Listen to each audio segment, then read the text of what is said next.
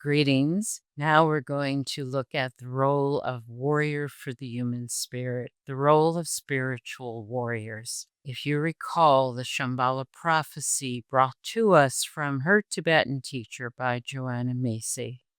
I'm going to read it again for us all to remember. Just sit quietly with this and take it all in. There comes a time when all life on earth is in danger. Great barbarian powers have arisen. Although these powers spend their wealth in preparations to annihilate one another, they have much in common: weapons of unfathomable destructive power and technologies that lay waste to the world.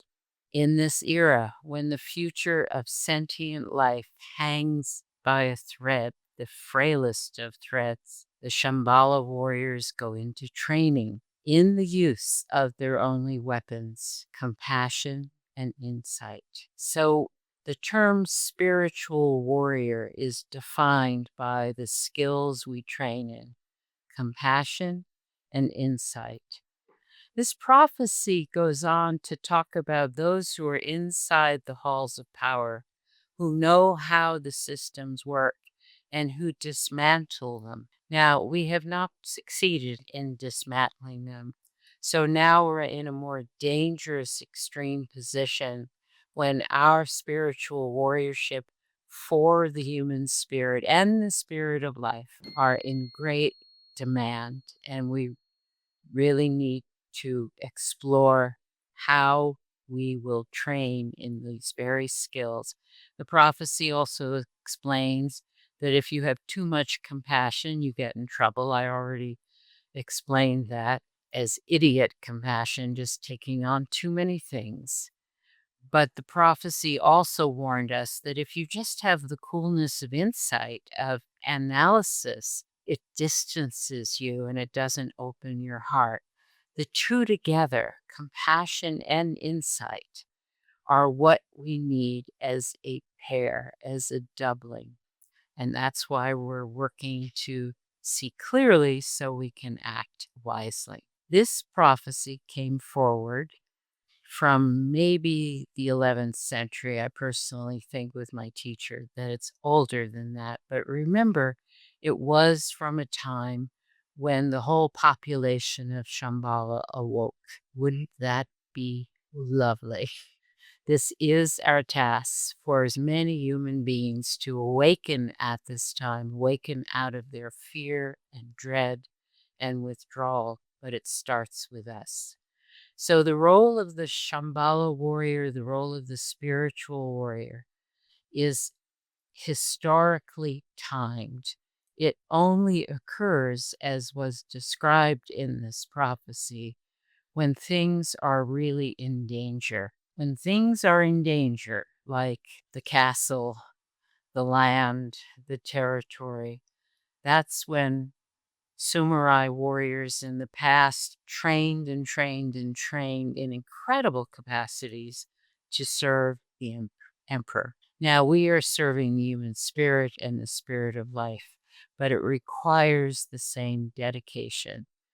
We need to want to be of service, and we know that we can only be of genuine helpfulness if we don't get in our own way, and if we know what compassion combined with insight truly feels like. This is an historic role, and in Sir John's work on collapse, I already read to you from stage 6, the age of decadence, and how easy it is to see we're in this pattern now.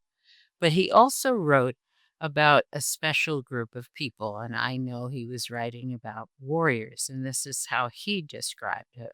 While despair might permeate the greater part of the nation, others achieved a new realization of the fact that only readiness for self-sacrifice could enable a community to survive. Only readiness for self-sacrifice can enable a community to survive.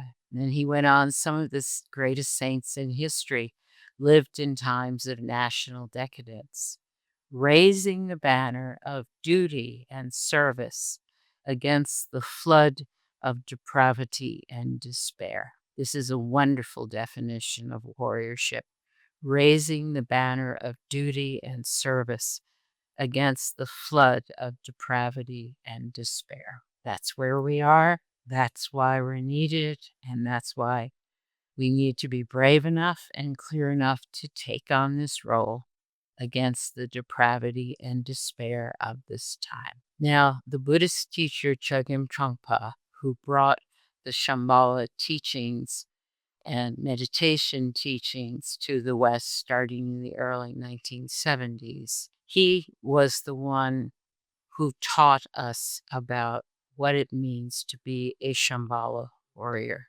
You're not Buddhist necessarily, but he did say all Buddhists need to think of themselves and train themselves as Shambhala warriors. He defined it this way. He said, Shambhala vision is an affirmation and a celebration of human life, suggesting that in the midst of great chaos and confusion, the warrior is one who can appreciate and promote the goodness of human existence.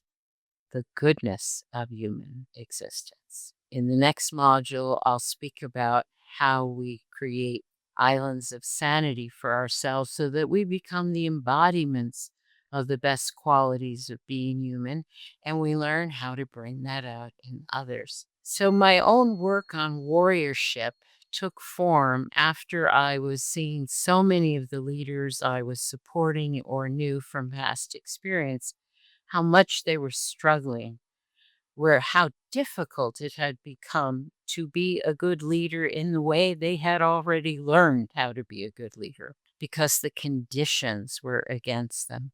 So this is my own definition of warriors for the human spirit, and it just speaks to the conditions of this time. I wrote, we need leaders who recognize the harm being done to people and planet through the dominant practices that control, ignore, abuse, and oppress the human spirit and the spirit of life. We need leaders who put service over self, stay steadfast in the midst of failures, and who display unshakable faith that people can be generous, creative, and kind.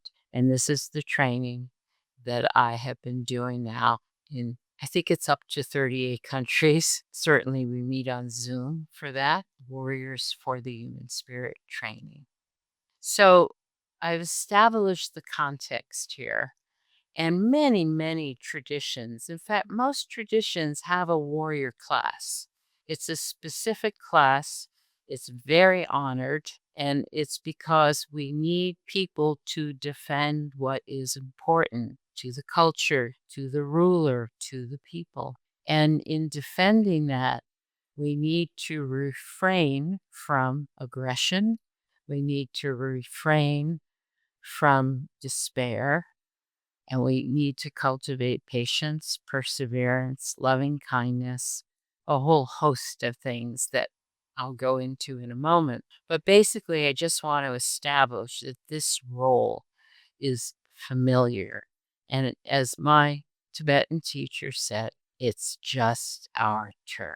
It's just our turn to serve this. We stand on the shoulders of millions and millions of brave people who stood up to power, who may have gone down in defeat, who may have sacrificed themselves, but they were champions, guardians, protectors, and warriors for the human spirit. The spiritual ones were. So we have to know that we are defending the human spirit, the spirit of life. So we're moving into sacred world, honoring sacred world. And I want to just seal this little history lesson with a beautiful poem by Hafiz, who was alive in the 11th century. And this poem is called Like a Life-Giving Sun.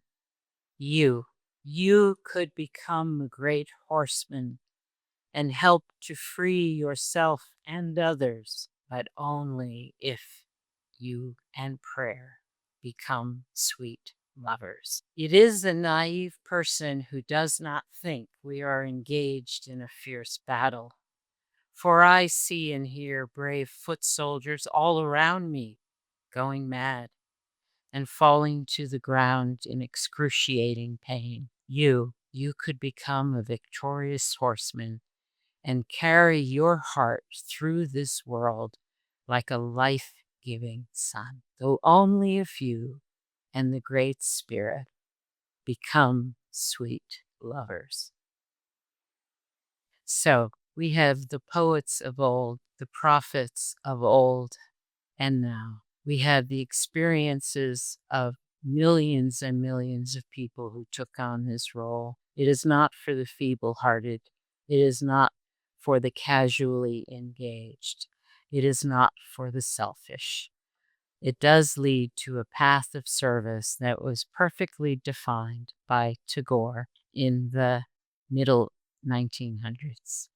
Tagore, as a great poet from India, great mystic poet, wrote, "I slept and dreamt that life was joy. I awoke and saw that life was service. I acted, and behold, service was joy." Find out more on advire.life.